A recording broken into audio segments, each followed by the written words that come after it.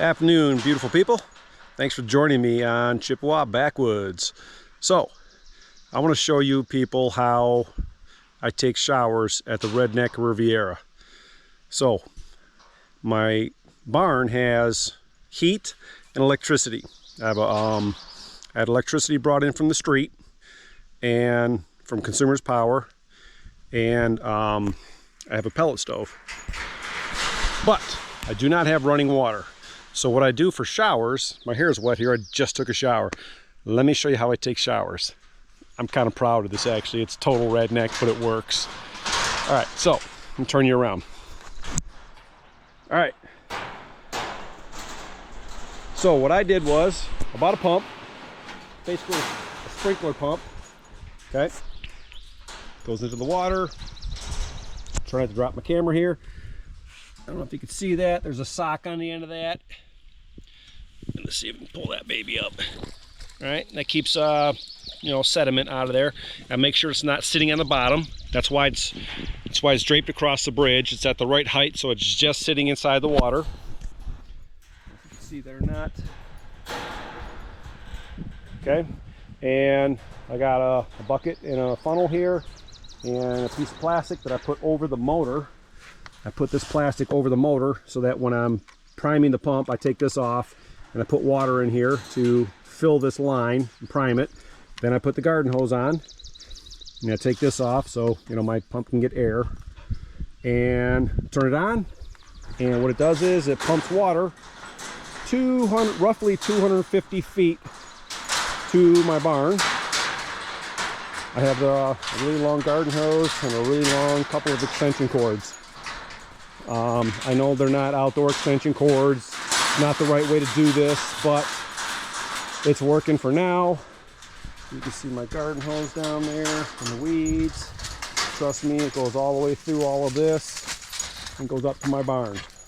Probably about 200 feet. Anyway, it's working. It's hot out here. I just took a shower and I'm going to show you my little redneck setup that I got.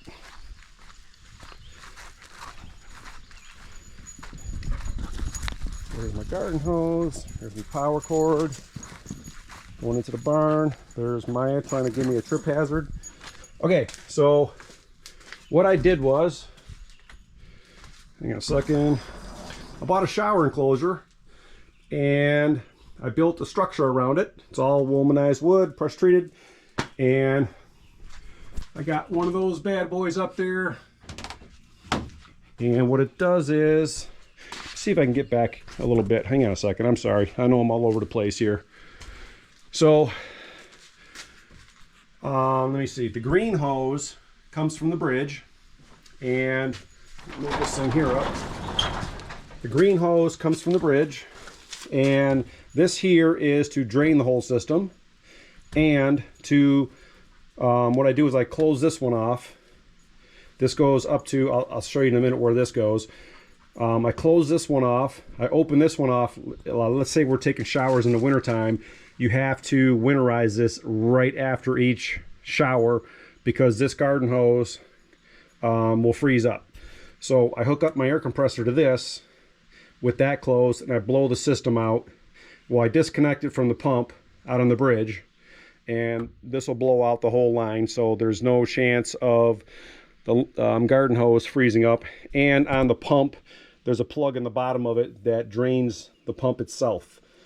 Okay, so now summertime, right now I keep this, it's late June right now. Not sure when I'm gonna publish this video. So this stays closed, this stays open, water goes up and goes up. Let me see if we can get a shot of this.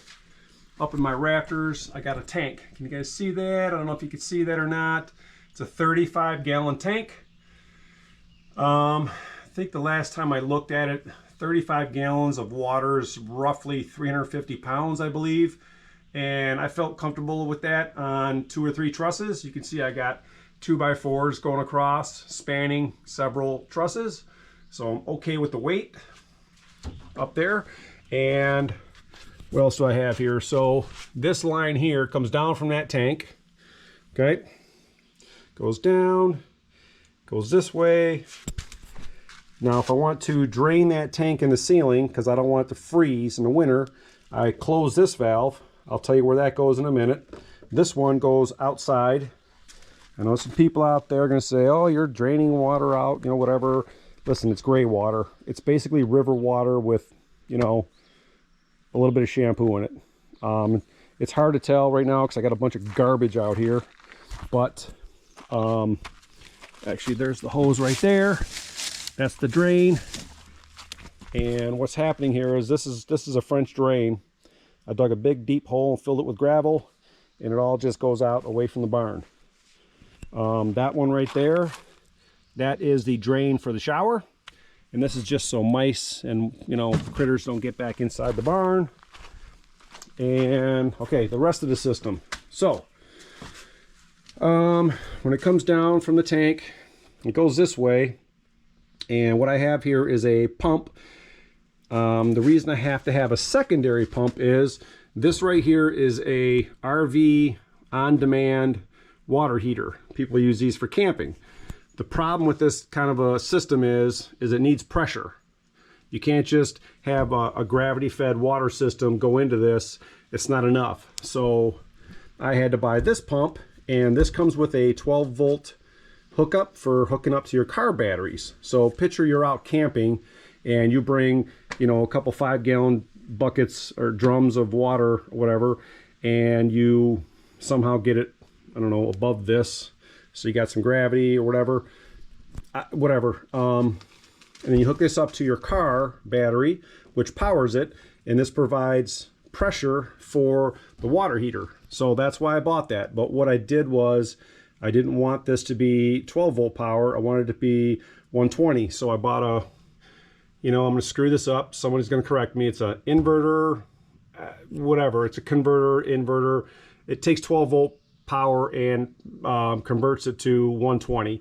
So I can plug this into my 120 system in my barn.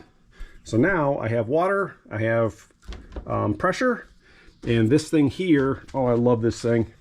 So what it is, it takes water, it takes the ambient temperature of water and increases it up to 30 degrees.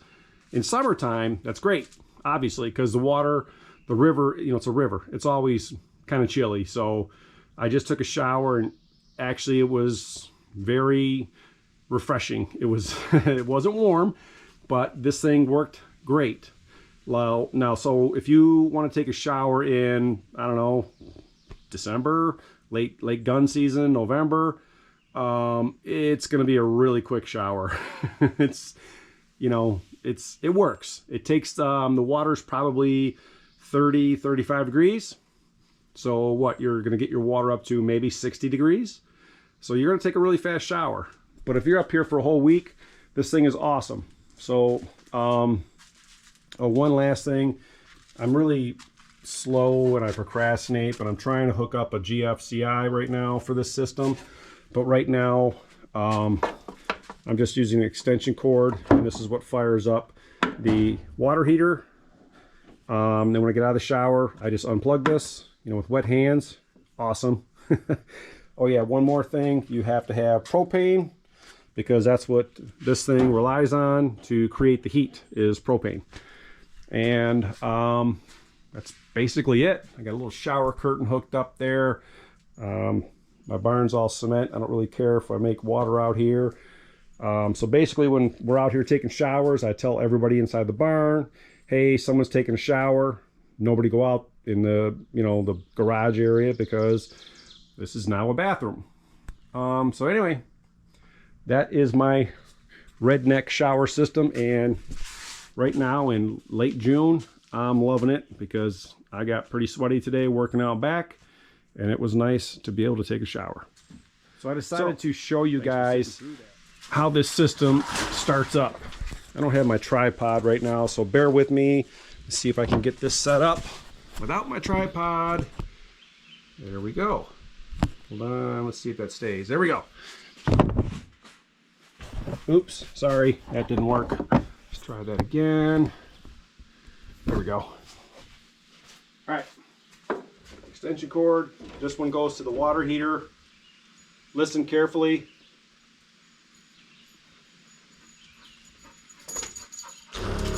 There we go. And that's it. It had a, it's got a flame inside here. Actually, you know what, never mind. I can't see it either. But anyway, right away, you got water. And it's warm.